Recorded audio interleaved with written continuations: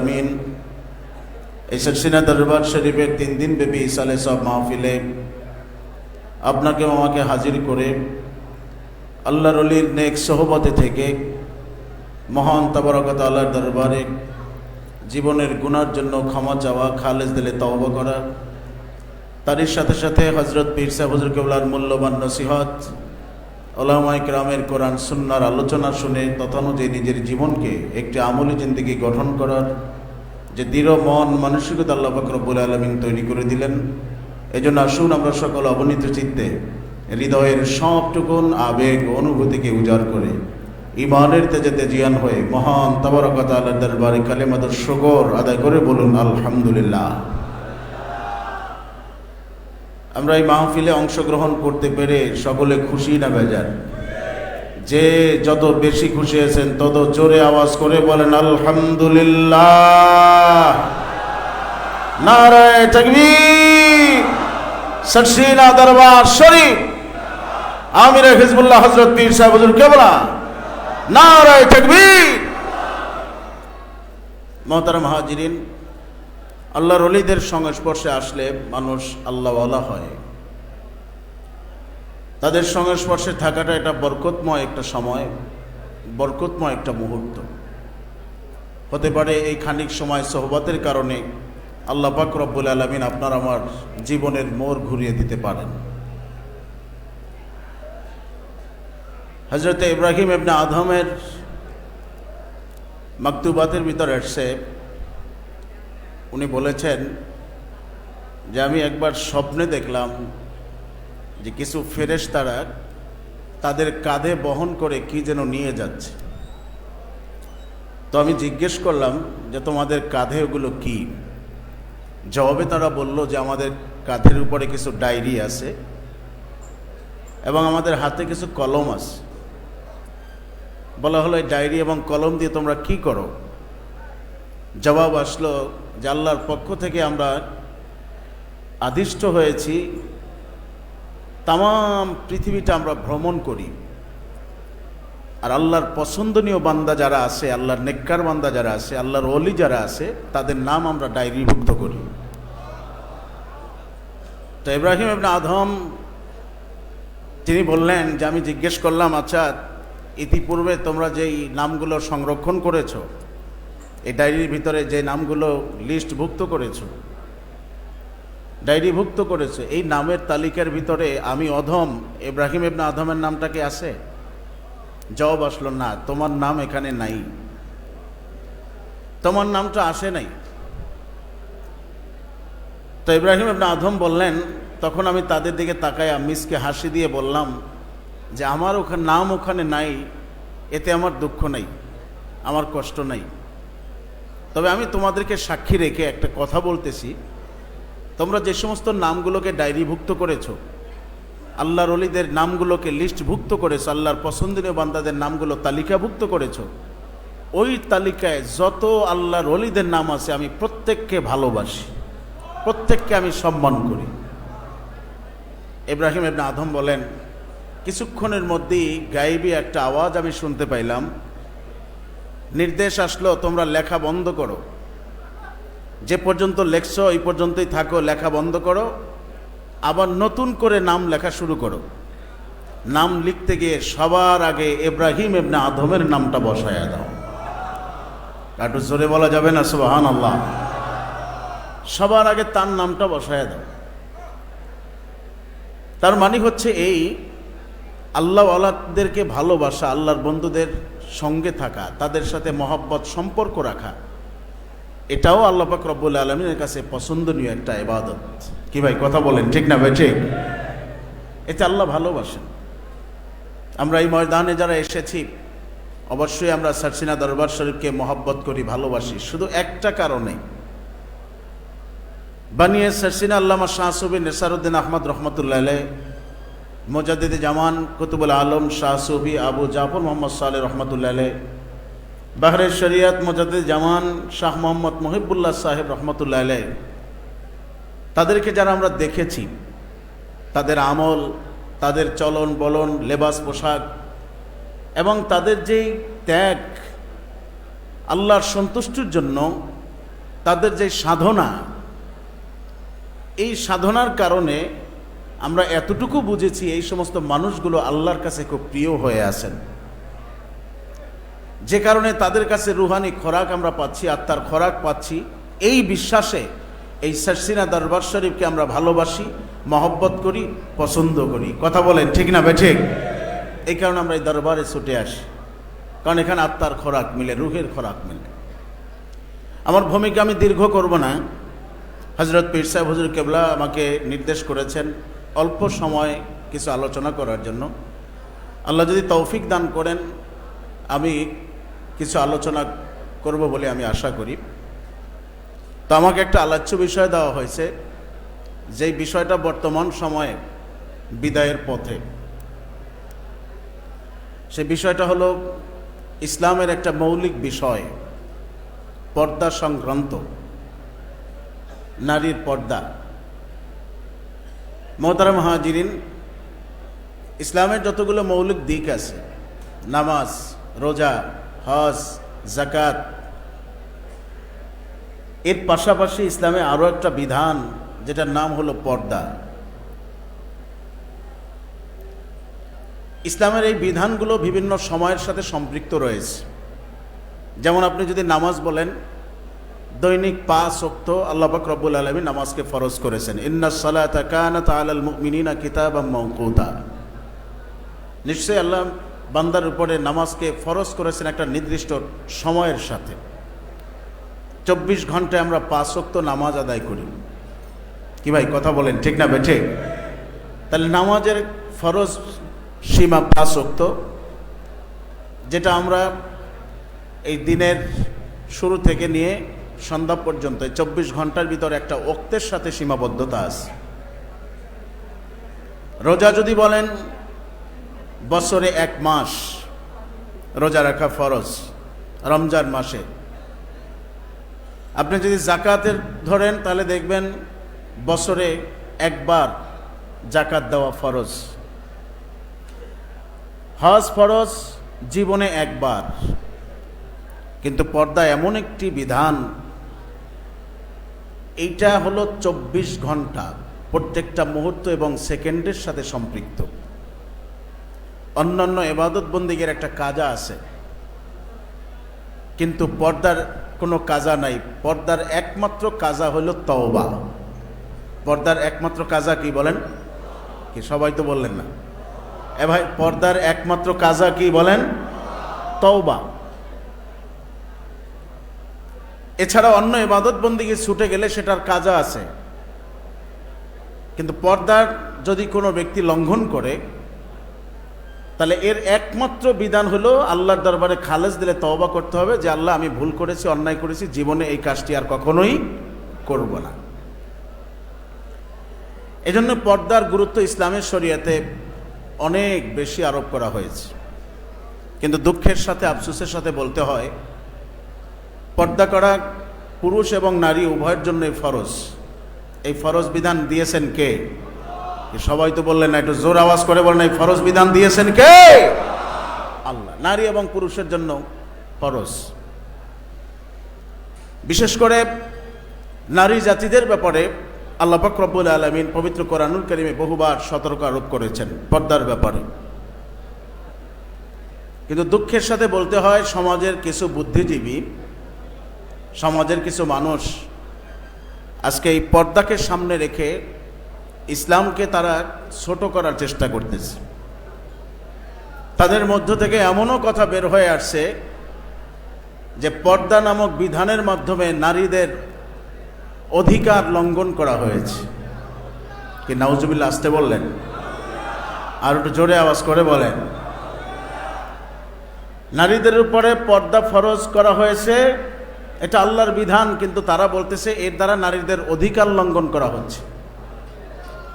যেহেতু কিছু মানুষ এখন নারী এবং পুরুষের সমান অধিকার দাবি করতেছে। কি কথা বলেন ঠিক না বেঠে? তাদের দাবি হলো, পুরুষ যদি সবসময় রাস্তাঘাটে তারা যদি চলাফেরা করতে পারে তাহলে নারীরা পারবে না কেন?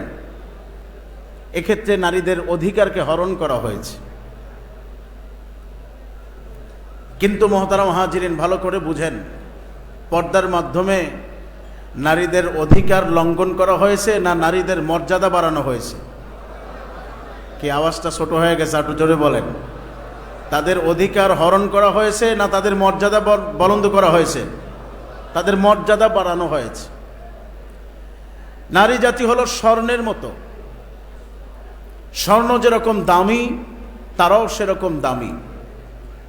কারণ নারীদের গর্ভ থেকে এই দুনিয়াতে এসেছেন আম্বিয়ায়ে কেরাম, সাহাবায়ে কেরাম, তাবেঈন, তাবে তাবেঈন, আউলিয়ায়ে কেরাম। আমরা যারা রয়েছি আমরা সকলেই মাতৃগর্ভ থেকে এই দুনিয়াতে এসেছি। তার মানে হচ্ছে নারী হলো মায়ের জাত। আর একজন মায়ের মর্যাদা কত? একজন মায়ের মর্যাদা কতখানি? আল্লাহর হাবিব সাল্লাল্লাহু আলাইহি ওয়াসাল্লাম বলেছেন মায়ের মর্যাদার ব্যাপারে। সাহাবী প্রশ্ন করলেন যে, ইয়া রাসূলুল্লাহ, মায়ের ব্যাপারে আমার হক কতখানি? নবীজি বললেন, মায়ের ব্যাপারে তোমার হক হলো, তুমি যদি মায়ের সম্মান করতে চাও তাহলে প্রথমে তুমি যদি মা বাবার মধ্য থেকে উভয়কে সম্মান করতে চাও তাহলে প্রথমে তোমার মাকে অগ্রাধিকার দিতে হবে। সাহাবিক আল্লাহর হাবিব সাল্লাল্লাহু আলাইহি ওয়াসাল্লাম তিনবার বললেন মায়ের হক হলো বাবার থেকে 3 গুণ বেশি। চতুর্থবারে বলা হয়েছে বাবার কথা। একজন মায়ের মর্যাদা সমাজে অনেক উঁচু করে আল্লাহ পাক রব্বুল আলামিন তুলে ধরেছেন। স্বর্ণ যেরকম দামি, নারীদেরকে আল্লাহ পাক রব্বুল আলামিন সেভাবে সমাজে দামি করে রেখেছেন। স্বর্ণ যেরকম রাস্তাঘাটে ছড়িয়ে ছিটিয়ে রাখলে এর কোনো অস্তিত্ব খুঁজে পাওয়া যায় না, ঠিক তদ্রূপভাবে নারীরা যদি অবাধে রাস্তাঘাটে চলাফেরা করে তখন তাদের ইজ্জাত সেই রকম থাকে না।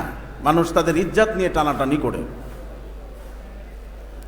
স্বর্ণ যেরকম বক্সবন্দি করে রাখলে স্বর্ণের ফজিলাত থাকে, মর্যাদা থাকে, ঠিক থাকে, নারীরা যদি পর্দার ভিতরে থাকে তাহলে তাদের ইজ্জাত এবং হুরমত ঠিক মতো থাকে। জোরে কন্যা সুবহানাল্লাহ। পর্দার এই যে মহান বিধানটি আল্লাহ পাক রব্বুল আলামিন দিয়েছেন, এটা পুরুষ এবং নারী উভয়কে আত্মশুদ্ধির জন্য, তাদের তেল এবং মনকে স্থির রাখার জন্য, দুনিয়ার সকল ফাহেসা অশ্লীল কাজ থেকে মুক্ত রাখার জন্য আল্লাহ পাক রব্বুল আলামিন এই পর্দা নামক মহান বিধানটি মানুষের জন্য আল্লাহ পাক রব্বুল আলামিন নাজিল করেছেন। এই মঞ্চটা সরাতে হবে। মহব্বতে পড়ুন বালাগাল উলা।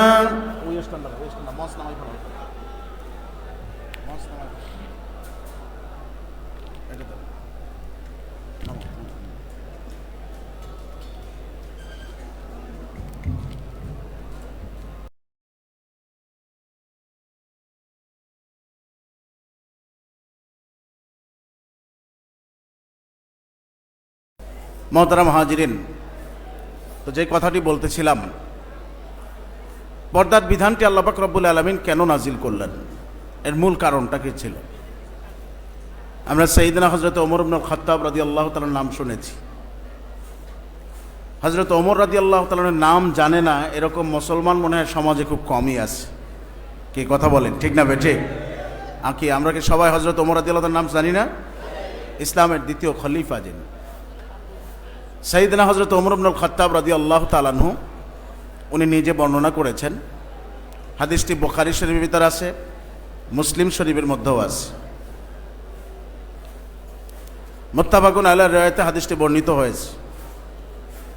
হযরত ওমর রাদিয়াল্লাহু তাআলা তিনি বলেছেন, আমার মনের এমন 3টা অভিব্যক্তি ছিল যেই কথাগুলো আমি নবীজির কাছে বলেছি। আমার কথাগুলো নবীজির কাছে বলার কারণে আল্লাহর হাবিব সাল্লাল্লাহু আলাইহি ওয়াসাল্লামের কাছে আমার মতের সপক্ষে আল্লাহ পাক রব্বুল আলামিন রায় ঘোষণা করে দিয়েছেন। সুবহানাল্লাহ, একটু জোরে কর না। আমার মতের পক্ষে আল্লাহ রায় দিয়েছেন।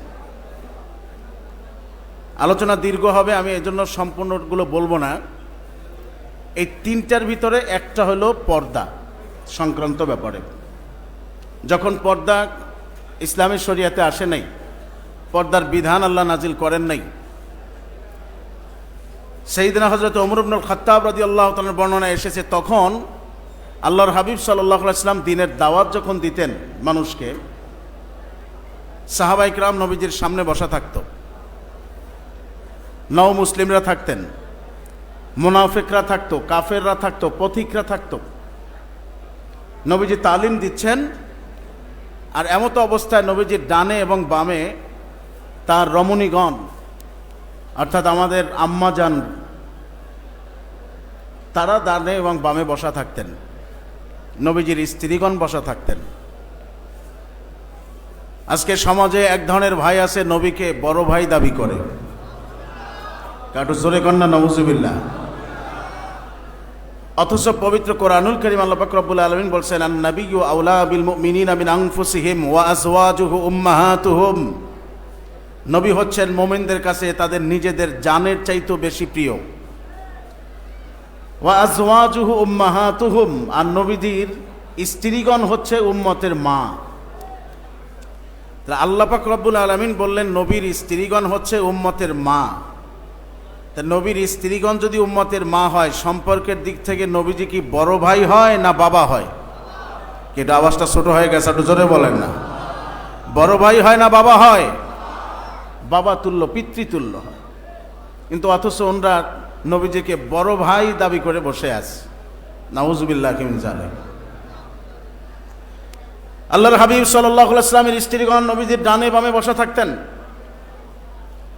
সাইয়েদনা হযরত ওমর ইবনুল খাত্তাব রাদিয়াল্লাহু তাআলা আনহু বলেন, ইয়া রাসূলুল্লাহ, আমার একটা কথা আছে। নবীজির পাশে আসলেন, অনুমতি চাইলেন। আল্লাহর হাবিব অনুমতি দিলেন। ওমর, কি বলতে চাও বলো।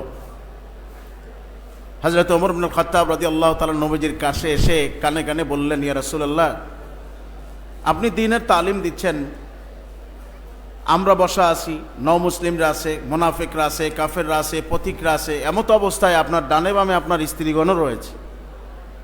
হুজুর, আমি শুধু এতটুকু বলবো যে সবার দেল মন এক না, সকলের অন্তর এক না। এর ভিতরে কারো অন্তর আছে এরকম যে অন্তরের ভিতরে আপনার স্ত্রীকে দেখে খারাপ কোনো জল্পনা কল্পনা, ফাহেসা কোনো চিন্তা ভাবনা তাদের দেলে দেলে করতে পারে। কি কথা কন, পারে কি পারে না? আরো জোরে কন, পারে কি পারে না? খারাপ কোনো চিন্তা ভাবনা আপনার স্ত্রীদেরকে দেখে করতে পারে, মনে কোনো খারাপ বদ ধারণা আঁকতে পারে। এজন্য আমার পক্ষ থেকে ইয়া রাসূলুল্লাহ আপনার কাছে আরজি হলো, আপনি যদি আপনার বিবিদেরকে আমাদের থেকে একটু পর্দার আড়ালে রাখতেন তাহলে মনে হয় ভালো হতো। সুবহানাল্লাহ বলবেন না? আপনি যদি আপনার বিবিদেরকে আমাদের থেকে একটু পর্দার আড়ালে রাখতেন তাহলে মনে হয় ভালো হতো। আল্লাহর হাবিব সাল্লাল্লাহু আলাইহি ওয়াসাল্লাম তৎক্ষণাৎভাবে হযরত ওমরের কথার কি কোনো জবাব দিবেন? বলেন, দিবেন না। কারণ নবীজি তো কথা বলবেন না যতক্ষণ পর্যন্ত আল্লাহর পক্ষ থেকে কোনো নির্দেশ না আসে। কি ভাই কথা বলেন, ঠিক না বেঠে? সাইয়েদনা হযরত ওমর ইবনুল খাত্তাব রাদিয়াল্লাহু তাআলা বলতেছেন, আমি যখন আল্লাহর হাবিব আকায়ে মাওলা তাজদার মদিনা নবী মুহাম্মদুর রাসূলুল্লাহ সাল্লাল্লাহু আলাইহি ওয়াসাল্লামকে বললাম, ইয়া রাসূলুল্লাহ, ইয়া হাবিবাল্লাহ, আপনি যদি আপনার বিবিদেরকে আমাদের থেকে একটু পর্দার আড়ালে রাখতেন তাহলে মনে হয় ভালো হতো। নবীজি কোনো কথা বললেন না, চুপ রইলেন। আমরা উপস্থিত যারা ছিলাম নবীজির দিকে তাকায়া দেখতেছিলাম যে নবীজির শরীর ঘামায়ে গেছে, দেহ মোবারক ঘামায়ে গেছে। ওহির আলামত আমরা বুঝতে পারলাম। কারণ আল্লাহর হাবিব সাল্লাল্লাহু আলাইহি ওয়াসাল্লামের কাছে যখন আসমান থেকে ওহী নাজিল হতো, সাহাবায়ে কিরাম যারা ছিলেন তারা দেখেছেন যে নবী পাক সাল্লাল্লাহু আলাইহি ওয়াসাল্লামের ওহীর আলামত তারা বুঝতে পারতেন, নবীজির শরীর ঘামায় যাইত। সুবহানাল্লাহ বলেন, আরো জোরে কন না সুবহানাল্লাহ। সমস্ত সাহাবীরা চুপ হয়ে যাইতেন যতক্ষণ আল্লাহর হাবিব সাল্লাল্লাহু আলাইহি ওয়াসাল্লাম নিজ থেকে কোনো কথা না বলতেন, ততক্ষণ পর্যন্ত সাহাবায়ে কিরাম তাদের জবান থেকে কোনো কথা বলতেন না। হযরত ওমর বলেন, আল্লাহর হাবিব চুপ রইলেন। আমরা দেখতে পাইলাম ওহীর আলামত, সমস্ত সাহাবীরা চুপ হয়ে গেল। খানিক সময় পরে আল্লাহর হাবিব সাল্লাল্লাহু আলাইহি ওয়াসাল্লাম স্থির হয়ে আমাদের দিকে তাকাইলেন মিষ্টি একটা হাসি দিয়ে। সাহাবীদেরকে লক্ষ্য করে বললেন, ও সাহাবীরা, ওমর আমার কাছে একটা প্রস্তাব দিয়েছে, আর সেই প্রস্তাবে আমার রব ওমরের সাথে একমত হয়ে গেছে। আরো চিৎকার করে আল্লাহু আকবার। সাহাবীরা রে, ওমর আমার কাছে একটা প্রস্তাব রেখেছে, সেই প্রস্তাবের সাথে আমার আল্লাহ একমত হয়ে গেছে। আল্লাহর হাবিব সাল্লাল্লাহু আলাইহি ওয়াসাল্লাম সাহাবায়ে কেরামদেরকে সামনে রেখে পবিত্র কোরআনুল কারীমের আয়াত তেলাওয়াত করলেন। আল্লাহ পাক রব্বুল আলামিন ইরশাদ করেন, ওয়া ইযা সাআলতুমুহুন্না মাতাআন ফাসআলুহুন্না মিন ওয়ারাই হিজাব যালিকা আতহারু বিকুলুবিকুম ওয়া কুলুবিল্লাহুন্না। ও সাহাবীরা, আল্লাহর পক্ষ থেকে নির্দেশ আসলো, আল্লাহ পাক রব্বুল আলামিন তোমাদেরকে সতর্ক করেছেন, তোমরা যখন নবী পত্নীদের কাছে তোমাদের প্রয়োজনীয় কোনো কিছু চাইবে, আগে যেরকম সামনাসামনি চাইতে, এখন থেকে আর সামনাসামনি চাইতে পারবে না। তোমাদের প্রয়োজনীয় কোনো কিছু যদি তাদের কাছে কামনা করতে হয়, চাইতে হয়, তাহলে পর্দার আড়াল থেকে চাইতে হবে। বলেন না সুবহানাল্লাহ। আগে যেরকম সামনাসামনি কামনা করতে, এখন থেকে আর পারবে না, পর্দার আড়াল থেকে তোমাদেরকে চাইতে হবে। তাও অপ্রয়োজনীয় কোনো কিছু নয়, প্রয়োজনীয় যেটা তোমার একান্ত দরকার, সেই প্রয়োজনীয় বিষয়টা পর্দার আড়াল থেকে চাবে, সামনাসামনি এখন থেকে আর চাইতে পারবে না। আল্লাহ বলেন, এই বিধানটা আমি কেন নাজিল করলাম জানোনি? যালিকা আতহারু বিকুলুবিকুম ওয়া কুলুবিল্লাহুন্না। ও নবীর সাহাবীরা, এই পর্দার বিধানকে জারি করে আমি আল্লাহ পাক রব্বুল আলামিন তোমাদের অন্তরকে ঠিক রাখতে চাই, তোমাদের অন্তরকে পবিত্র করতে চাই। আর ও নবীর স্ত্রীগণ, তোমাদের অন্তরকে পবিত্র রাখার জন্য আমি আল্লাহ পাক রব্বুল আলামিন আসমান থেকে তোমাদের জন্য পর্দার বিধানকে ফরজ করে দিয়েছি। যালিকা আতহারু বিকুলুবিকুম ওয়া কুলুবিল্লাহুন্না। উভয়ের অন্তরকে পবিত্র রাখার জন্য আমি রব্বুল আলামিনের পক্ষ থেকে তোমাদের জন্য পর্দার বিধান জারি করেছি। সাইয়েদনা হযরত ওমর ইবনুল খাত্তাব রাদিয়াল্লাহু তাআলার কথা ছিল, ইয়া রাসূলুল্লাহ, সবার দিল মন এক নয়, সবার দিল মন এক নয়।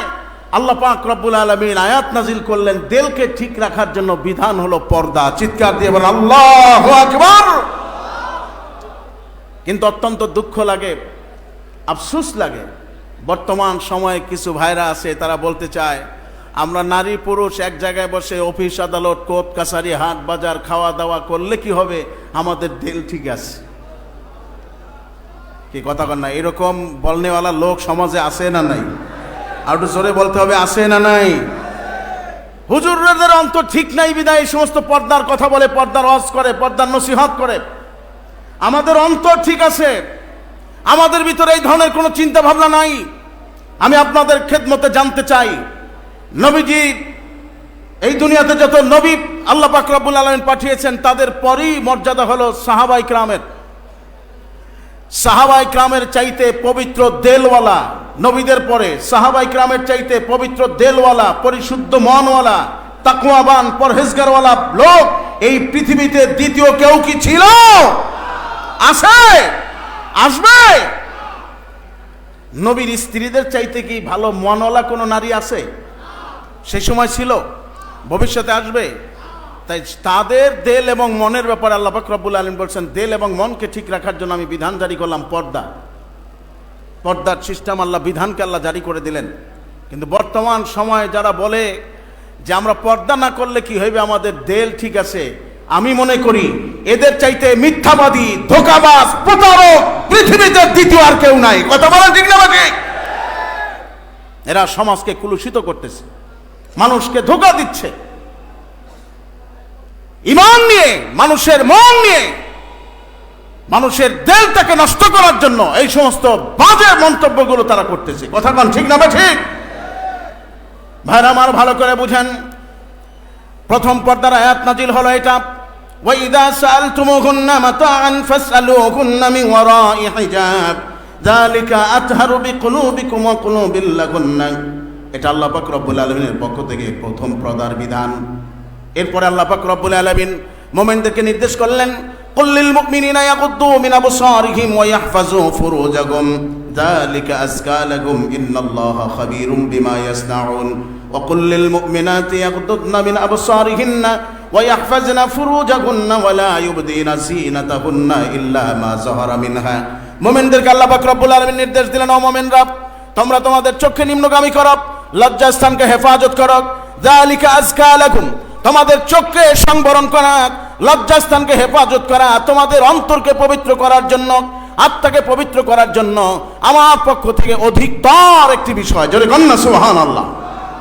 যালিকা আযকা লাহুম, এটা তোমাদের অন্তরকে বেশি পবিত্র করবে। এ ভাইরা আমার, ভালো করে বুঝেন, আল্লাহ পাক রব্বুল আলামিন মুমিনদেরকে নির্দেশ দিলেন, মুমিনরা তোমরা তোমাদের চোখকে নিম্নগামী করো, লজ্জাস্থানকে হেফাজত করো। আর আল্লাহ পাক রব্বুল আলামিন নারীদেরকে বললেন, ওয়া কুল্লিল মুমিনিনা ইয়াগদুদনা মিন আবসারিহিন্না ওয়া ইয়াহফাজনা ফুরুজাহুন্না।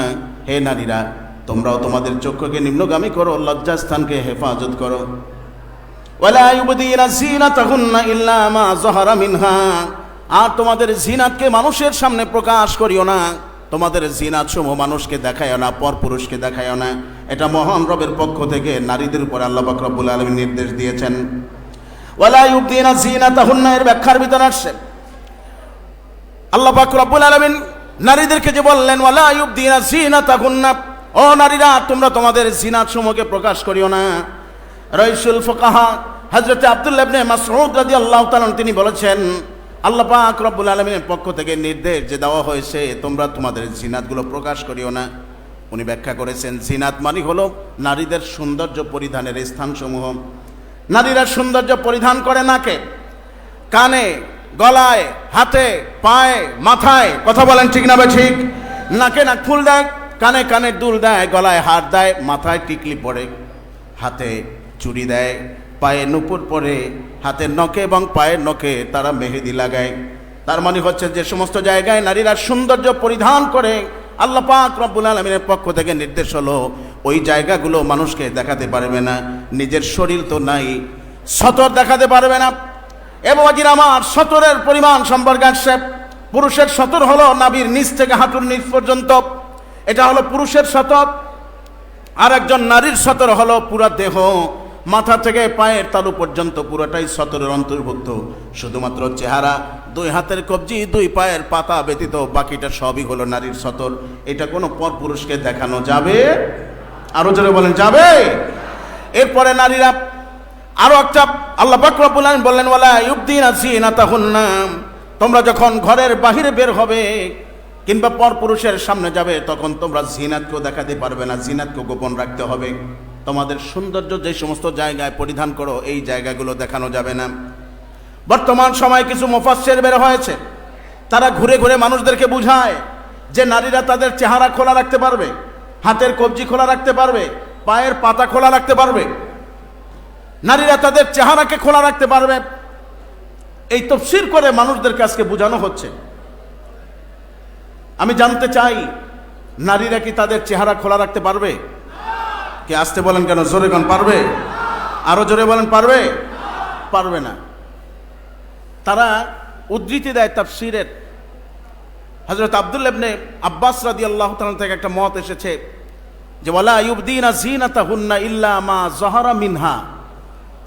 এখানে যে আল্লাহ পাক রব্বুল আলামিন ইল্লা মা যাহারা মিনহা বলেছেন যে তোমরা তোমাদের জিনাত সমূহ প্রকাশ করিবে না, তবে যতটুকু প্রকাশ না করলেই নয়। এই যতটুকু প্রকাশ না করলেই নয়, এইটা কতটুকু? আব্দুল্লাহ ইবনে আব্বাস রাদিয়াল্লাহু তাআলা তিনি বলেছেন, যেমন শরীরে কাপড় দিলে মাথা থেকে পায়ের তালু পর্যন্ত, পাতা পর্যন্ত কাপড় দিলে সাধারণত চেহারা এটায় কাপড় পরে না, হাতের কবজিটা খোলা থাকে, পায়ের পাতাটা খোলা থাকে, এজন্য এটা দেখাতে পারবে। কিন্তু রাইসুল ফুকাহা হযরত আব্দুল্লাহ ইবনে মাসউদ রাদিয়াল্লাহু তাআলা তিনি বলেছেন, না, এটা দ্বারা এটা বোঝানো হয় নাই। এটা দ্বারা বোঝানো হয়েছে শরীরে কাপড় পরিধানের পর হিজাবের যে বিষয়টা আছে, হিজাব পরার পরে যেই অংশটুকু বাকি থাকে, মানে হিজাব পরার পরে উপরের যে অংশটা, তার মানে একটা নারী যখন পোশাক পরবে, পোশাক পরার পরে দূর থেকে বোঝা যায় যে এ নারী না পুরুষ। কি কথা কন, ঠিক না বেঠিক? এখন এইটা তো সে নিজেকে গোপন রাখতে পারবে না। হিজাব পরার পরও তাকে আলামতে বোঝা যায় যে এ মহিলা, এ নারী। বলছে এইটাকে বোঝানো হয়েছে। কিন্তু এই ফতোয়া এখানে এনে আব্দুল্লাহ ইবনে আব্বাস রাদিয়াল্লাহু তাআলার ফতোয়াটাকে সামনে এনে তারা বলে চেহারা খোলা রাখতে পারবে। তাফসীরের কথা না হয় বাতি দিলাম, আয়াতে জেহেরি অর্থ যদি আপনি ধরেন, আল্লাহ বলছেন ওয়ালা ইউবদিনা জিনাতাহুন্না, নারীরা তোমরা তোমাদের জিনাতকে প্রকাশ করিও না। এইটা যদি জাহেরি অর্থ আপনি নেন, ও নারীরা তোমরা তোমাদের জিনাত মানে সৌন্দর্যকে প্রকাশ করিও না। একজন নারীর বডির 3.5 হাত দেহের ভিতরে সবচাইতে সুন্দরতম জায়গা হলো চেহারা। কি কথা কন, ঠিক না বেঠিক? সুন্দরতম জায়গা কি?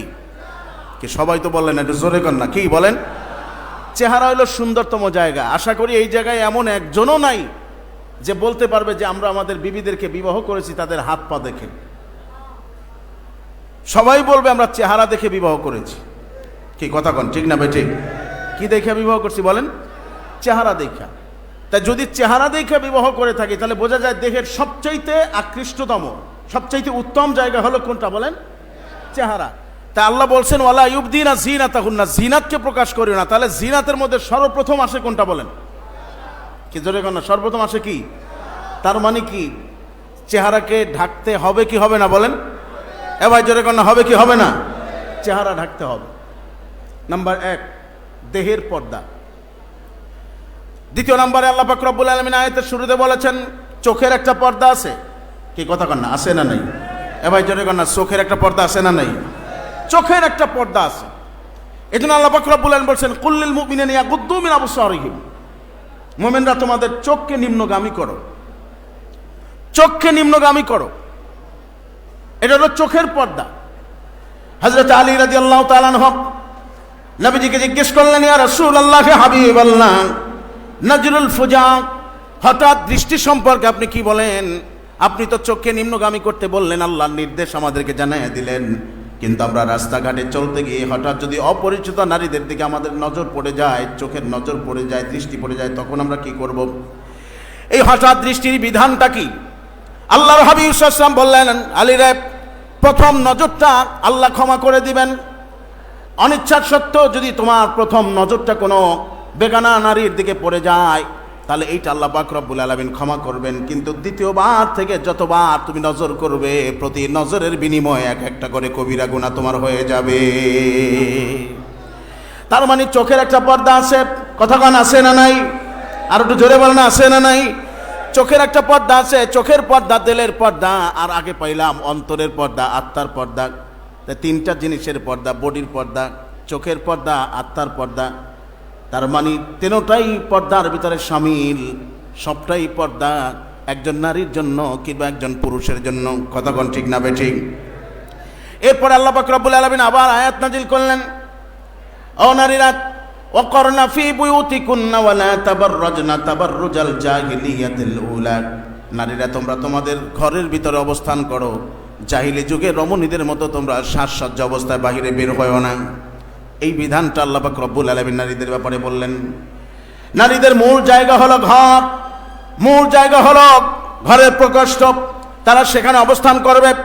আল্লাহ পাক রব্বুল আলামিন নির্দেশ দিলেন, নারীরা তোমরা ঘরের ভিতর অবস্থান করো, ঘরের বাহিরে তোমরা বের হয়ো না। আর যদি কখনো বের হতে হয় জাহিলি যুগে রমণীদের মতো সাজসজ্জা অবস্থায় তোমরা বাহিরে বের হবে না। ইসলাম মানুষকে উদারতা শিক্ষা দিয়েছে। ইসলামে কঠিন বলতে কিছু নাই। ইসলামের সব কিছু আল্লাহ মানুষের সামনে সহজ করে তুলে ধরেছেন। কথা কন ঠিক না বেঠিক? আর একটু জোরে কন না, ঠিক না বেঠিক? আজকে তারা বলতে চায় নারীদেরকে পর্দা নামক বিধান দিয়ে ঘরবন্দি করেছে। না, ঘরবন্দি করা হয় নাই। আল্লাহ পাক রব্বুল আলামিন বলছেন, ওয়াকরনা ফি বুয়ুতিকুন্না ওয়ালা তাবাররাজনা তাবাররুজাল জাহিলিয়াতিল উলা, ও নারীরা ঘরে অবস্থান করো, তবে কখনো যদি বাহিরে বের হতে হয় তোমরা জাহিলি যুগের রমণীদের মতো সাজসজ্জা অবস্থায় বের হবে না। তার মানে বাহিরে বের হতে হলে নিজেদের ইজ্জত, নিজেদের হুরমতকে এটাকে আবৃত করে তোমরা বের হবে, যাতে করে তোমরা ফিতনার সম্মুখীন না হও। কথা কোন ঠিক না বেঠিক? আরো জোরে কোন না, ঠিক না বেঠিক? যদি বাহিরে বের হতে হয় জাহিলি যুগের রমণীদের মতো বের হওয়া যাবে না, কারণ সেই সময় নারীরা জাহিলি যুগের সাজসজ্জা অবস্থায় পুরুষদেরকে আকৃষ্ট করার জন্য তারা বিভিন্ন ধরনের সুগন্ধি ব্যবহার করত, বিভিন্ন ধরনের সাজসজ্জা ব্যবহার করত, বিভিন্ন ধরনের কাপড় তারা পরিধান করত পুরুষদেরকে আকৃষ্ট করার জন্য। এই জন্য আল্লাহর হাবিব সাল্লাল্লাহু আলাইহি ওয়াসাল্লাম হাদিস শরীফের ভিতরে বলছেন, একজন বেগানা নারী যখন রাস্তাঘাটে বের হয় অর্ধুলাঙ্গ হয়ে, তখন তার দুই স্থানে শয়তান বসে মানুষদেরকে জেনার দিকে আকৃষ্ট করতে থাকে। এক হইল যখন সে খোলা মাথায় থাকে তখন তার মাথার উপরে এসে শয়তান বসে, আর দ্বিতীয় তার নিতম্বে পিছনের দিকে শয়তান বসে। এই দুই দিকে শয়তান বসে, এই বেগানা নারীর এই দুই স্থানে ইবলিস বসে। যত পুরুষ আছে তারা যদি তাদের দিকে নজর করে তখন তাদের ভিতরে ফাহেসা, অশ্লীল দৃষ্টিভঙ্গি, অশ্লীল কার্যকলাপ তাদের অন্তরের ভিতরে পয়দা করে দেয়। এইটা করে কে বলেন? শয়তান। কে করে বলেন? আরো জোরে বলেন, কে করে? এই জন্য নারীদেরকে বলা হয়েছে জাহিলি যুগের রমণীদের মতো বের হবা না, পর্দা সহকারে তোমরা বের হতে পারবা। তাহলে কি ইসলাম নারীদেরকে ঘরবন্দি করছে? এ ভাই জোরে কেন ঘরবন্দি করছে? কথায় কথায় তারা দলিল দেয় যে নবীর স্ত্রীগণ কি বাহিরে বের হয় নাই, নবীজি কি তাদের স্ত্রীদেরকে নিয়ে যায় নাই, সাহাবাদেরকে নিয়ে যায় নাই? আমরাও তো বলি হ্যাঁ নিছে। কে বলে নিছে না? নবীজির সাথে সাহাবা ইকরাম যুদ্ধের ময়দানে গেছেন, তখন নবীজির স্ত্রীগণ নবীজির সাথে থাকতেন। কিভাবে থাকতেন? উটের উপরে হাওদা দেওয়া থাকতো, হাওদার ভিতরে বসায় নিয়ে যেতেন, এক জায়গা থেকে আরেক জায়গায় সফর করতেন, আবার তাঁবুর ভিতরে তাদেরকে পর্দার আড়াল করে রাখতেন। কি ভাই কথা কন, ঠিক না বেঠিক? তারা বাহিরে বের হয়েছেন, সেটা ছিল বিশেষ প্রয়োজন, আর আল্লাহর হাবিব সাল্লাল্লাহু আলাইহি ওয়াসাল্লাম তাদেরকে পর্দা সহকারে নিয়ে গেছেন। কিন্তু তোমার আমার এতটাই ঠেক পড়ে নাই যে সব কিছু, যেখানে এখন যোগাযোগ ব্যবস্থা থেকে শুরু করে সব কিছু তোমার জন্য আল্লাহ পাক রব্বুল আলামিন সহজ করে দিয়েছেন, যেখানে তুমি ইচ্ছা করলে নিজে নিজেই তোমার কাজটা সারতে পারো। বাজার ঘাট, অফিস আদালত থেকে শুরু করে তোমার নিজের কাজ তুমি নিজেই গুছিয়ে আসতে পারো।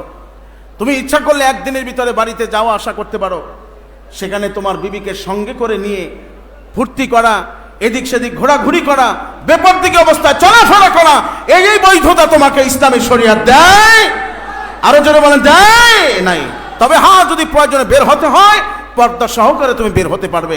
এই বিধানটা আল্লাহ পাক রব্বুল আলামিন তোমাকে দিয়েছেন। কি ভাই কথা বলেন, ঠিক না বেঠিক? আর একটু জোরে কর না, ঠিক না বেঠিক?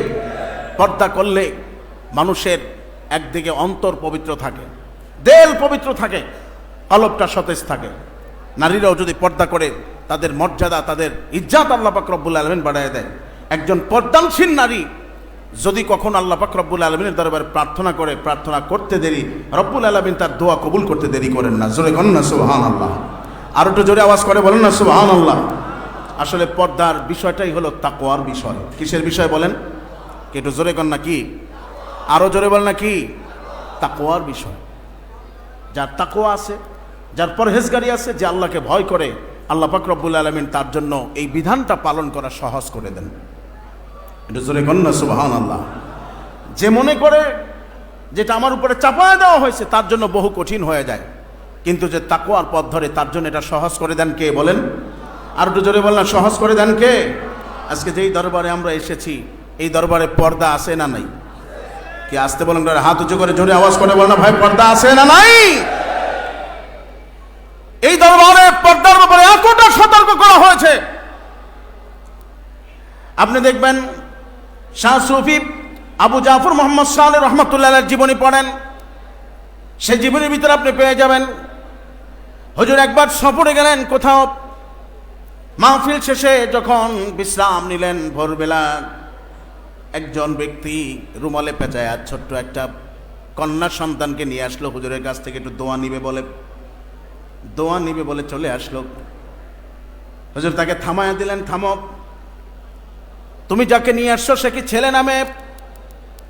জবাব আসলো, হুজুর আমার কাছে যে আছে সে মেয়ে, তবে ছোট্ট বাচ্চা। হুজুর বললেন ওখানে দাঁড়াও, আমি দোয়া করে দিচ্ছি। হুজুর ফু দিয়ে দিলেন যে যাও, চলে যাও, দোয়া হয়ে গেছে। হুজুর কেবলার পাশে যিনি ছিলেন উনি বললেন, হুজুর মেয়েটা তো ছোট্ট বয়স, কম বয়স, এখন পর্যন্ত তো বালেগ হয় না, মাত্র 2 দিন বয়স। লোকটা অনেক আশা করে আসছিল, আপনি যদি কাছে ডেকে একটু ফু দিয়ে দিতেন মনে তৃপ্তি পাইতো, মনে ফুর্তি পাইতো, মনে আনন্দ পাইতো। হুজুর অনেক ভক্তি করে দূর থেকে এসেছিল। আবু জাফর মোহাম্মদ সালেহ রহমতুল্লাহ বলেন, বাবা বড় সাপের যে বিষ ছোট সাপের একই বিষ। বড় সাপের যে বিষ ছোট সাপের, কি কথা কন না? বড় সাপের যে বিষ ছোট সাপের।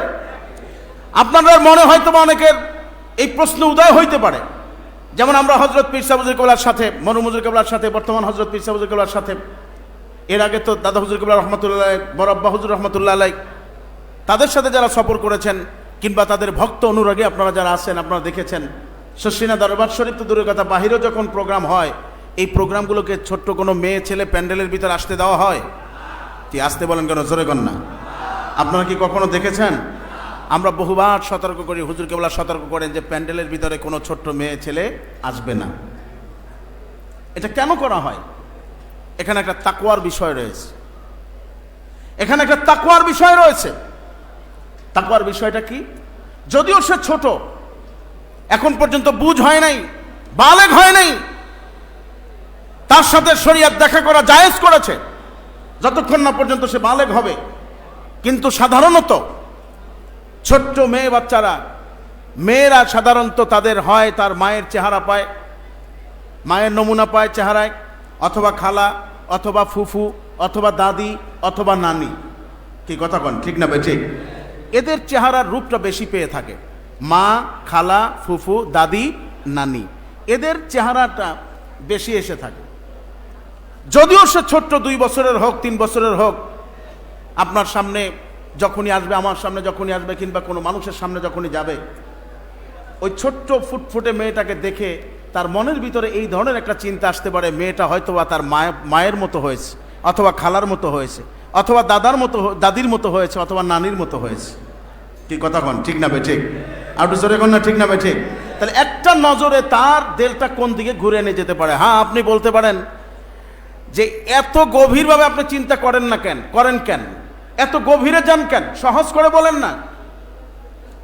সহজ করে কিভাবে বুঝাবো? আপনি বুঝেন না?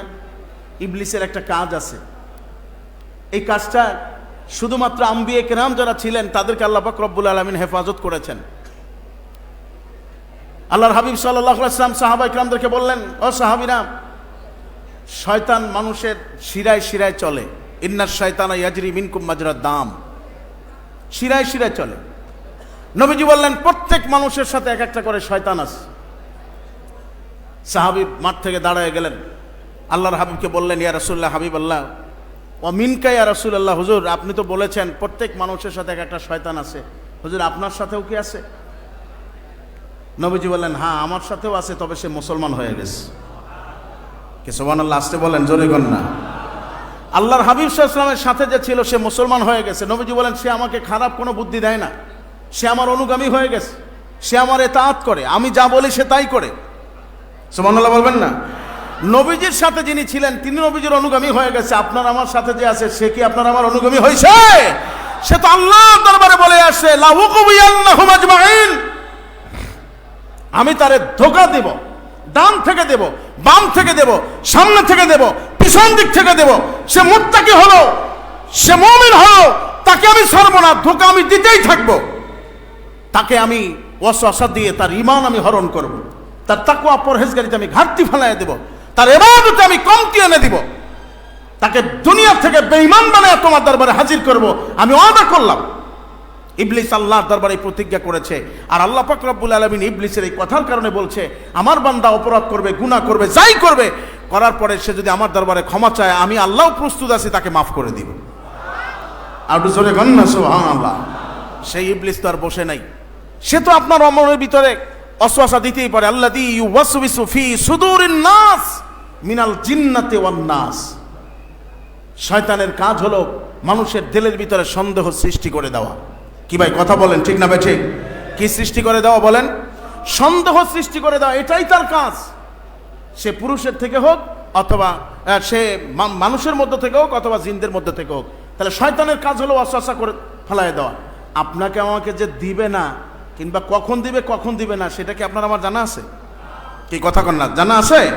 হতেও তো পারে, হবে যে এমনটা নয়, হতেও তো, এই যে হতেও তো পারে, এইটা থেকে বাঁচার জন্যই এই তাকওয়ার আমল, ছোট ছোট মেয়েদের দিকে নজর করাটাও, এর থেকে মুমিনরা দূরে থাকবে। কারণ যদি ওয়াসওয়াসায় পড়ে যায়, আর সেই তাকওয়ার আমলটাই শিক্ষা দেওয়া হয় এই সারসিনা দরবার শরীফে। কথা কন, ঠিক না ঠিক? আরো জোরে বলে না, ঠিক না ঠিক? শুধু নারীদের দেহ তো নয়, নারীদের পোশাকের ব্যাপারও পর্দা রয়েছে। কি কথা কন না, আছে না নাই? আরো জোরে কন না, আছে না নাই?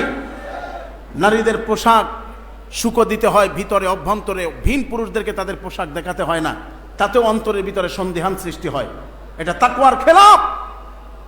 আপনি পরে দেখেন মুজাদ্দিদ জামান কুতুবুল আলম বানিয়ে সারসিনা আল্লামা শাহ সুফি নেসারউদ্দিন আহমদ রহমাতুল্লাহ আলাইহির জীবনী খুলে দেখেন না। শাহ সুফি নেসারউদ্দিন আহমদ রহমাতুল্লাহ আলাইহি জীবনের শেষ দিকে যখন ওই যে পুরাতন কুতুবখানার পাশে আপনারা একটা বিল্ডিং দেখতে পাবেন, সাদা বিল্ডিং, কি কথা কন না, আছে না নাই? হুজুরের তখন পুরাতন বাড়ি তো ছিল ওখানে, পুরাতন কুতুবখানার পিছনে। তো ঘর বিল্ডিং যখন তোলা হলো, কোনো এক ছাত্র চিন্তা করলো যে একটু ছাদের উপরে উঠে দেখি। তো পাশে সুপারি গাছ বেয়ে ছাদের উপরে উঠছে। হুজুর কেবলা কুতুবখানায় বসা। তো হঠাৎ করে হুজুরের নজর পড়লো ছাদে কে জানে আছে। লোক দিয়ে ডাকায় আনা হলো, তুমি ছাদে উঠছো কেন? হুজুর ভুল হয়ে গেছে। কেন উঠছো? হুজুর একটু শখ করে উঠছিলাম যে ছাদের উপরে কখনো উঠি না, একটু দেখি উঠে, এই জন্য পিছন দিক থেকে সুপারি গাছ বেয়ে আমি উপরে উঠেছি। নেসারউদ্দিন আহমদ রহমাতুল্লাহ বললেন, তুমি বাড়ির ভিতরে কি কিছু দেখেছো? হুজুর বাড়ির ভিতরে কোনো লোক আমার নজরে পড়ে নাই, ছেলে কিংবা মেয়ে কাউকে আমি দেখি নাই। তো কি দেখেছো? হুজুর বললেন, ওই লোকটি বলল, ছাত্রটি বলল, হুজুর আমি বাড়ির ভিতরে একটা মহিলাদের একটা শাড়ি শুকো দিতে দেখেছি। উঠানে একটা শাড়ি শুকো দিছে, মহিলাদের কাপড়। হুজুর সঙ্গে সঙ্গে বাড়ির ভিতরে গেলেন। বাড়ির ভিতরে যে আর সেই কাপড় এনে ড্যাশলাই দিয়ে আগুন দিয়ে জ্বালায়া দিলেন। কি সুবহানাল্লাহ আসতে বললেন, জোরে কন না সুবহানাল্লাহ।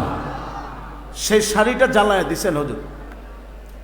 এটার নাম হচ্ছে তাকওয়া। বলেন এটার নাম কি? আসতে বলেন, জোরে কন না, এটার নাম কি? তাকওয়া। আল্লাহর ওলি তো এমনিতেই হয় না, আল্লাহর মুকাররব বান্দা তো এমনি হয় না। আজকে নেসারউদ্দিন আহমদ রহমাতুল্লাহ আলাইহি বলেন, আবু জাফর মোহাম্মদ সানি রহমাতুল্লাহ আলাইহি বলেন, বাহরের শরীয়ত হযরত পীর সাহেব হুজুর কিবলা রহমাতুল্লাহ আলাইহি বলেন, তারা তাকওয়ার আমল করে করে মানুষের অন্তরকে জয় করেছে। কথা কোন ঠিক না ঠিক? আর মানুষকে তাকওয়ার আমল শিক্ষা দিয়ে আল্লাহ বানিয়েছেন। এটাই সরসিনা দরবার শরীফের কাজ। আজকে বাংলাদেশে পর্দা নামক এই বিধানটাকে জবাই করা হচ্ছে। ধর্মীয় প্রতিষ্ঠানের নামে সেখানে পর্দাকে লঙ্ঘন করা হচ্ছে। যেই মাদ্রাসা থেকে শিক্ষা দেওয়া হবে পর্দা ফরজ, সেখানেই সর্বপ্রথম পর্দাকে জবাই করা হচ্ছে। কথা কোন ঠিক না ঠিক? আজকে বলা হচ্ছে, দেখেন আমরা মাঠে ময়দানে বিভিন্ন জায়গায় বলি, কোরআনের অবমান সইব না কো মুসলমান। স্লোগানটা খুব সুন্দর, আল কোরআনের অবমান সইবে না কো মুসলমান।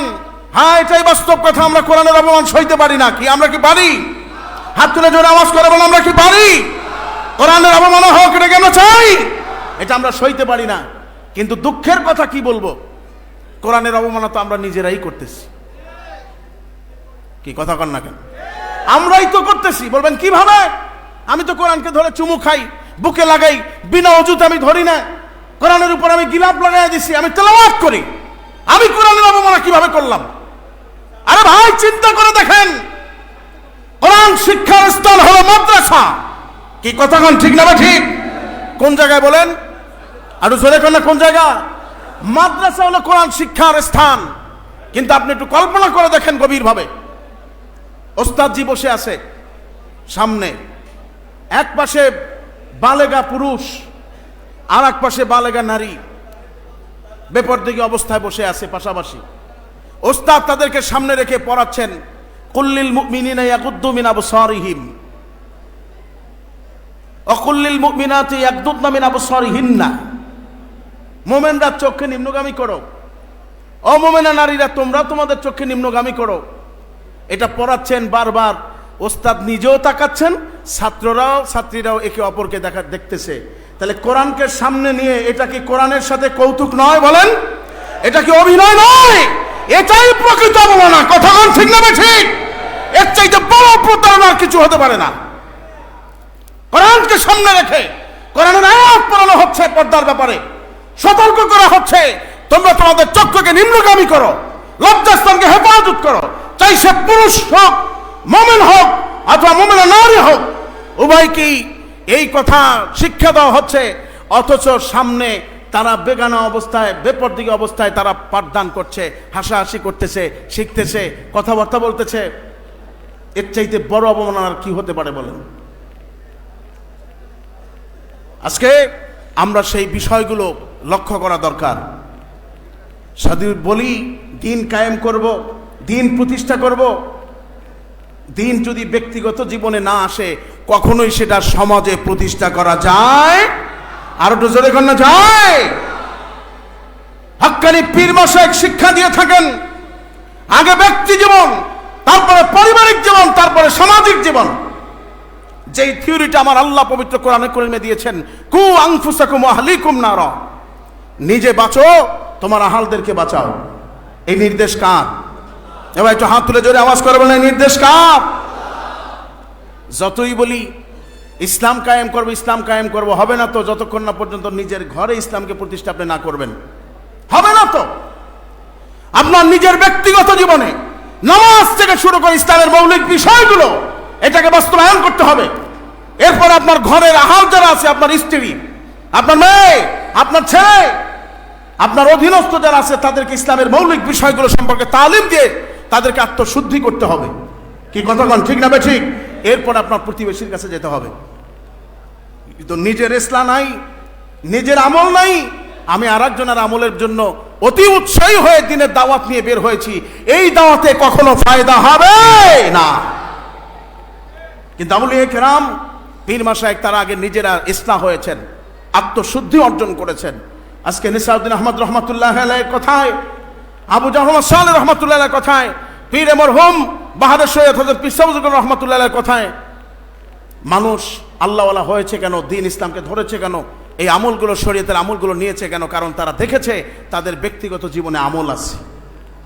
কি ভাই কথা কন, ঠিক না ভাই ঠিক? আর একটু জোরে কন না, ঠিক না ভাই ঠিক? সুতরাং বাবাজিরা আমার, স্পষ্ট পর্দার বিধানটা আল্লাহর পক্ষ থেকে ফরজ। এটা কখনোই আপনার আমার থেকে সীমালঙ্ঘন হলে অবশ্যই আল্লাহর দরবারে জবাবদিহিতা করতে হবে। কি হবে না বলেন? এবার জোরে বলেন, হবে কি হবে না? কবিরা গুনাহ হবে। মহব্বতে দুরূদ শরীফ পড়েন, সাল্লাল্লাহু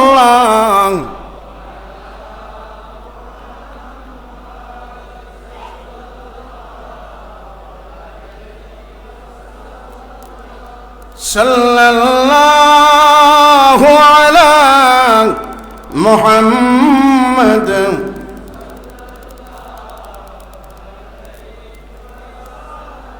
শুনুন, জোহরের আজান কাছাকাছি, যদি কোনো ভাইয়ের হাজতের প্রয়োজন হয়, গোসলের প্রয়োজন হয়, আপনারা হাজত ছেড়ে গোসল করে নামাজের প্রস্তুতি নিয়ে মাঠে চলে আসেন। যদি কারো ওযু ইস্তেঞ্জা গোসলের প্রয়োজন হয়, আপনারা হাজত ছেড়ে নামাজের প্রস্তুতি নিয়ে মাঠে আসেন। মহব্বতে পড়ুন, সাল্লাল্লাহু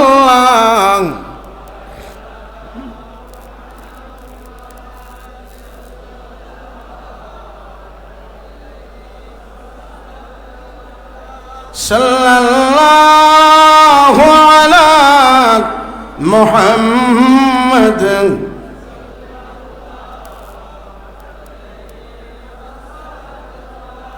কামলানো সালহানো আলমানে আশিকান ইন্তজারে বাহার শাফাত ইয়া মুহাম্মদ মুস্তাফা সাল্লাল্লাহু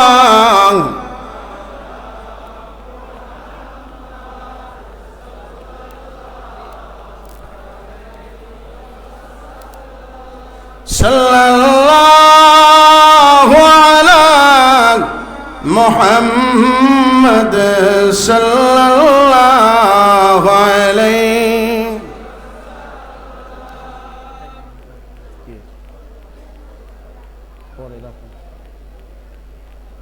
শুনুন, আমি আবারও বলছি, মেহমানদের ভাইদের দৃষ্টি আকর্ষণ করছি, জোহরের নামাজের আজান অল্প সময়ের মধ্যেই হবে। অল্প সময়ের মধ্যেই জোহরের নামাজের আজান হবে। যদি কোনো ভাইয়ের হাজতের প্রয়োজন হয়, ওযু ইস্তেঞ্জা কিংবা গোসল, আপনারা মেহেরবানি করে হাজত ছেড়ে নামাজের প্রস্তুতি নিয়ে মাঠে চলে আসেন। যদি কারো গোসলের কিংবা ওযু ইস্তেঞ্জার প্রয়োজন হয়, আপনারা হাজত ছেড়ে নামাজের প্রস্তুতি নিয়ে মাঠে চলে আসেন। আরেকটি বিষয়, আমাদের ছাত্র ভাইরা বিশেষ করে গতকালকে মাগরিবের পরে হযরত পীর সাহেব হুজুর কেবলা দীর্ঘ সময় আমাদেরকে নসিহত করেছেন। কি ভাই কথা কোন, ঠিক না বেঠে? হুজুর শেষ দিকে বাহারে শরিয়াত শাহ মোহাম্মদ মহিবুল্লাহ সাহেব রহমতুল্লাহ আলাইহির মনের ঐকান্তিক ইচ্ছা ছাত্রদের জন্য 12 তালা ছাত্রাবাস করবেন। আলহামদুলিল্লাহ বলেন, আলহামদুলিল্লাহ বলেন। হুজুর সেই কথাটা আপনাদের সামনে উপস্থাপন করেছেন। আমরা মাঠে অনেক কাগজ ছেড়েছি, অনেকে হয়তো বা পাইছেন, অনেকে পান নাই। কিছুক্ষণ আগেও মাঠে কাগজ ছাড়া হয়েছে। যদি কোনো ভাই কাগজ পেয়ে থাকেন, হ্যালো আসসালাম জি,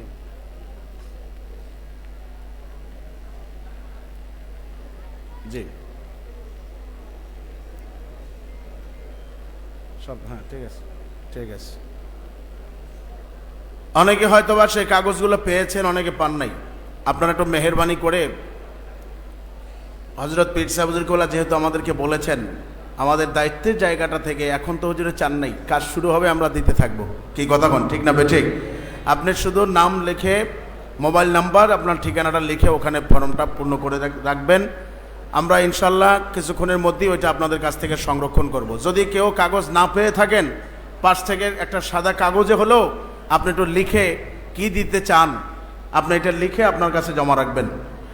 আর মোনাজাত হবে আজকের মাহফিলের শেষ দিন, আখিরি মোনাজাত হবে জোহরের নামাজের পরেই। হযরত পীর সাহেব হুজুর কেবলা মাদ্দাজিল্লাহুল আলী গুরুত্বপূর্ণ নসিহত তওবা বয়াতের মাধ্যমে, মোনাজাতের মাধ্যমে হযরত পীর সাহেব হুজুর আখিরি মোনাজাত দিবেন। এই মোনাজাতের আগে আমরা কি কেউ এই মাঠ ত্যাগ করতে চাই? কি আসতে বলেন কেন, জোরে কন। আমরা কি দোয়ার জন্য আসি নাই? ইন্নামাল আমালু বিল খাওয়াতেম। 3 দিন এই মাঠে অবস্থান করেছি, কি নেয়ামত পাইছি না পাই নাই? আসতে বলেন কেন, মনে হয় আত্মবিশ্বাস নাই। কি ভাই, আমরা কি নেয়ামত পাইছি কি পাই নাই? কে পাইছেন 2 হাত তুলে দেখান, নারায়ে তাকবীর। সুতরাং শেষ ভালো যার, সব ভালো তার। দোয়া নিয়ে হযরত পীর সাহেব হুজুর যখন বিদায় দিবেন তখন আমরা রওনা দিব। আখিরি মোনাজাত না হওয়া পর্যন্ত কোনো ভাই মাহফিল স্থান ময়দান ত্যাগ করবেন না। নদীর পার থেকে কোনো ধরনের কোনো লঞ্চ কিংবা গাড়ি মোনাজাতের আগে ছাড়বেন না। মোনাজাতের আগে কোনো লঞ্চ কিংবা কোনো গাড়ি ছাড়া যাবে না। এবং আমরাও প্রতিজ্ঞাবদ্ধ, ইনশাল্লাহ আমরা দোয়া নিয়ে তারপরে বাড়িতে ফিরতে চাই। আল্লাহ তৌফিক দান করবেন, আমিন। আরো জোরে বলেন আমিন। আপনারা শুনে খুশি হবেন, ইতিপূর্বেই সারসিনা দরবার শরীফে আল জাজিরার মহামান্য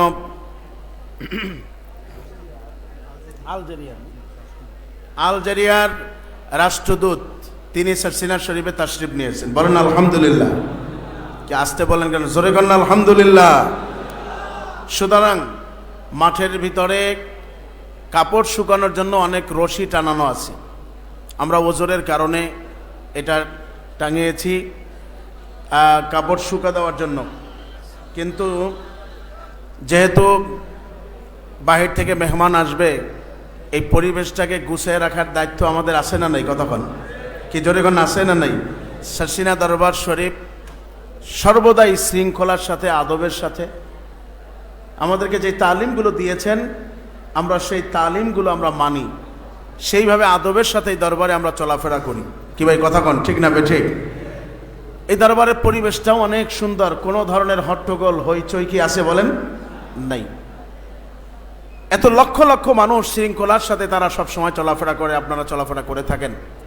এই বিষয়টা যখন বহির্রাষ্ট্র, সেখান থেকে রাষ্ট্রদূত এসেছেন, ওনারা মেহমান এসেছেন, ওনারা যখন দেখবেন তখন এই সারসিনা দরবার শরীফের কথা আশা করি সেখানে বলবে না? কি কথা কন না, বলবেন না? এটা একটা আমাদের জন্য বড় সৌভাগ্যের বিষয়। সুতরাং যেই রশিগুলো টানানো আছে, কাপড় তো নামাবেনই, সাথে সাথে রশিগুলো খুলে ফেলবেন। একটু মেহরবানি করে আস্তে আস্তে করে ওগুলো ব্যাগের উপরে শুকা দিয়ে রাখেন, ব্যাগের উপরে বিছায় রাখেন, ব্যাগের উপরে মেলে রাখেন, ইনশাল্লাহ শুকায়া যাবে। হযরত পীর সাহেব হুজুর নির্দেশ করেছেন, আপনাদের কাপড়গুলো রশি থেকে নামায়া ব্যাগের উপরে রেখে দেন, ব্যাগের উপরে এভাবে বিছায় রাখেন। আর আস্তে আস্তে করে রশিগুলা, সব রশিগুলো খুলে ফেলবেন। যেখানে পলিথিন আছে, যেহেতু মোনাজাতের পর আপনি তো এমনিতেই চলে যাবেন, পলিথিনটা সঙ্গে করে নিয়ে যাবেন, তো আগে ভাগে একটু ভাঁজ করে রেখে দিন। পলিথিনগুলা যেগুলো টানানো আছে একটু নামায়া ভাঁজ করে রেখে দিন। আর লঙ্গি গামছা যেগুলো রশিতে আছে আস্তে আস্তে নামিয়ে ফেলুন। রশিগুলো খুলে ফেলুন। আল্লাহ আমাদের সকলকে কবুল করুন, বলুন আমিন।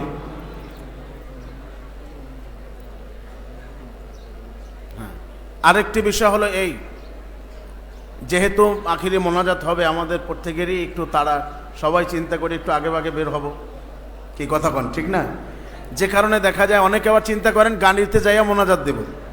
কি গাড়িতে যাইয়া মোনাজাত দেওয়া আর ময়দানে বসে লক্ষ মানুষের সাথে আল্লাহর ওলির সাথে মোনাজাত, এটা কি এক হবে বলেন? এক হবে না, এই চিন্তাটা করবেন না। ইনশাল্লাহ আল্লাহ যেহেতু দরবার শরীফে এনেছেন, হুজুর কেবলাদের রুহানি দোয়া আমাদের আছে। বর্তমান হুজুর কেবলা আমাদেরকে দোয়া করেছেন যে আল্লাহ যারা সরসিনা দরবার শরীফে আসছে তাদেরকে নিরাপদে বাড়িতে পৌঁছাইয়া দেন। আমরা আত্মবিশ্বাস আছে আমাদের, ইনশাল্লাহ আল্লাহ নিরাপদে সবাইকে বাড়িতে পৌঁছাইয়া দেবে, বলেন আমিন। আরো জোরে বলেন আমিন।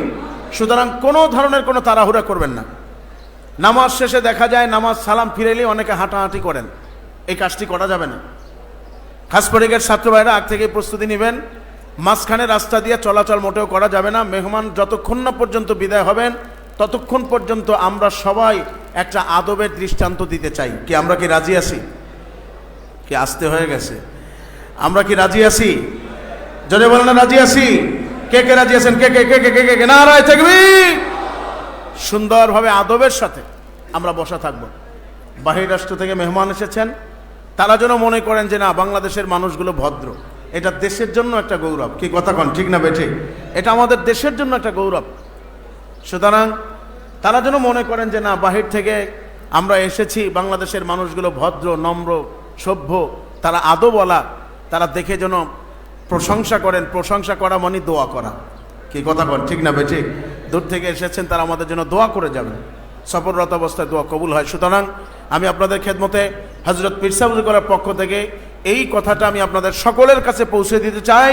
যতক্ষণ না পর্যন্ত মেহমান বিদায় না হবেন, হযরত পীর সাহেব হুজুর করে আখিরি মোনাজাত দিয়ে আমাদেরকে বিদায় না দিবেন, ততক্ষণ পর্যন্ত আমরা ইনশাল্লাহ মাঠ ত্যাগ করব। আরো যারা বলেন মাঠ ত্যাগ করব। আল্লাহ আমাদেরকে তৌফিক দান করেন, বলেন আমিন। আর একটু জোরে বলেন আমিন। বিষয়গুলো সতর্কতার সাথে আপনারা খেয়াল রাখবেন। অনেকে সাথী ভাইদেরকে হারিয়ে ফেলেছেন, অনেকের সাথী ভাইরা হারিয়ে গেছেন। উভয় আপনারা যদি কেউ এখন হারিয়ে যেয়ে থাকেন, সাথী খুঁজে পান না, আপনি এখনই এই হারানো অফিসের সামনে চলে যান। যদি কোনো ভাই তার সাথীকে হারিয়ে ফেলেন, আপনি এখনই এই আজানের পূর্বের মুহূর্তেই আপনি হারানো অফিসের সামনে যাবেন, এবং যিনি খুঁজবেন তিনিও হারানো অফিসের সামনে যাবেন। ইনশাল্লাহ নামাজের আগেই উভয়ের সাথে দেখা হয়ে যাবে। যদি কোনো ভাই তার সাথীকে হারিয়ে গিয়ে থাকেন, আপনি এক্ষুনি হারানো অফিসে চলে যান। আর যদি কেউ হারানো গিয়ে থাকেন, আপনিও হারানো অফিসের সামনে যান। আমাদের পুরাতন স্টেজ রয়েছে, ওখানে দক্ষিণ পাশে হারানো অফিস। ইনশাল্লাহ উভয়ের সাথে দেখা হয়ে যাবে। অল্প সময়ের পরেই জোহরের নামাজের আজান হবে। এই খানিক সময়ের জন্য আপনাদের বিরতি দেওয়া হলো। একটু পরেই আজান হবে। ইনশাল্লাহ আজানের পরপরই আমরা নামাজের প্রস্তুতি গ্রহণ করব। মাঠে যে কাপড়গুলো রয়েছে আস্তে আস্তে নামিয়ে ফেলুন, রশিগুলো খুলে ফেলুন।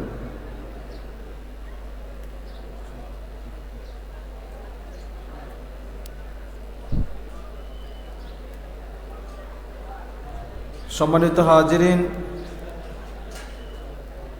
সরসিনা দারুস সুন্নাত জামে মসজিদ এবং মসজিদের মিনারার জন্য যে কুপনের জন্য যে সকল ছাত্রদের দায়িত্ব দেওয়া হয়েছে, দায়িত্বশীল ছাত্ররা আপনাদের হাতে যে কুপন আছে, বাকি কুপনগুলো নিয়ে